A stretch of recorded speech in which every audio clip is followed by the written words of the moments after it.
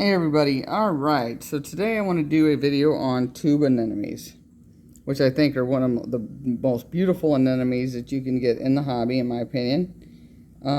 I've had a few. I'm going to just talk about selection and what to look out for and whatnot, in my experience. Okay, first off, when you go to the fish store and you see a beautiful tube anemone, and usually the fish store will have it buried in the sand, the tube or whatever. You want to, ask them, hey, can you pick it up or pick up the tube? You want to make sure you have a nice, long, thick tube on it. I do not recommend, unless you're an expert aquarist, I don't recommend buying one without a tube or with a small tube. I made that mistake when I was new at tube anemones and it didn't end well. Secondly, they definitely need sand and plenty of it. That's their natural habitat in the wild.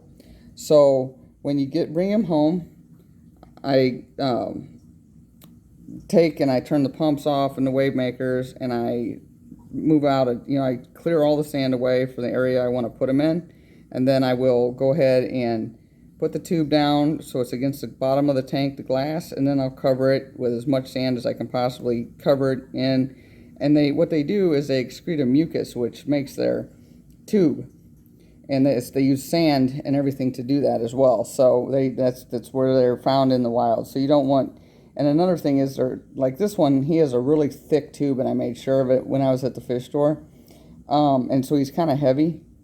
But if you find one with a smaller tube, they can float away real easy, and they can, if they wanted to, they can leave their tube, and which is not good either. But you also want to, another thing to think about too is you want to think of, if you're going to buy one, you want to think of the placement, because they have a potent sting, and you don't want to put them too close to corals, too close to other anemones or anything like that, because they will always win, even when it comes to your bubble tips.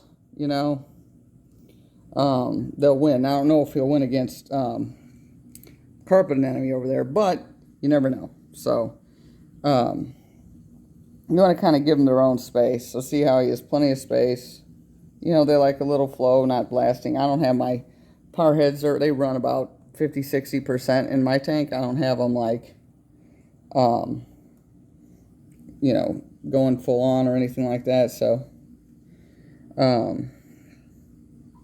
but anyway, make sure they have plenty of room, several inches, around them and everything, so they're not gonna, run the risk of touching a clam or a coral, another anemone or whatever. So, and they do go in their tubes. Some have ones that are nocturnal.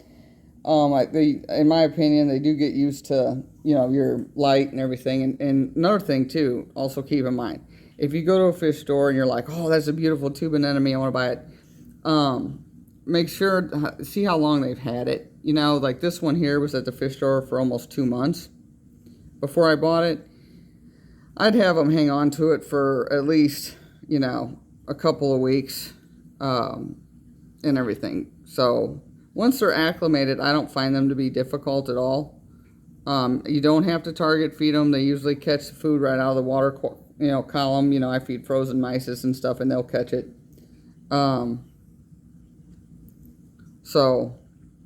But they're definitely a great addition to a reef. But I would, again, use caution. Make sure there's plenty of room, and make sure they have a nice thick tube on them. A good, that shows that they're healthy as well. Some people that are expert aquarists, they have bought ones I've seen on online or whatever, and they'll buy it when it's left the tube. And then they take it home and they'll put them in a little container of sand in their aquarium, and then let them, over a period of months, build their tube from scratch. But that's very difficult to do. So I would recommend most people just do what I did. Make sure they have a nice thick tube. Just, if you go to a good fish store, they're not going to have a problem. If you ask them, hey, can you pick it up? I want to see what kind of tube. Because like I said, usually at the fish store, you'll see the whole tube buried in the sand, so you can't tell how big it is. So that is about it on that. And again, you don't have to feed them directly like you would bubble tips and stuff. You don't have to feed them directly. They catch food, no problem. So but they're a great addition. So, you know, you can find them. They come in all different colors. This one happens to be hot pink. You can find purple, red, black, blue, light blue. I mean, they come in all different colors. They're very beautiful, and I do find them to be pretty hardy once they're acclimated. So, if anybody has any questions, let me know. And thanks for watching. If you like my videos, subscribe, like my video, or send it to other aquarists. You know, I appreciate it. Thanks, everybody. Happy reefing, and have a great Saturday.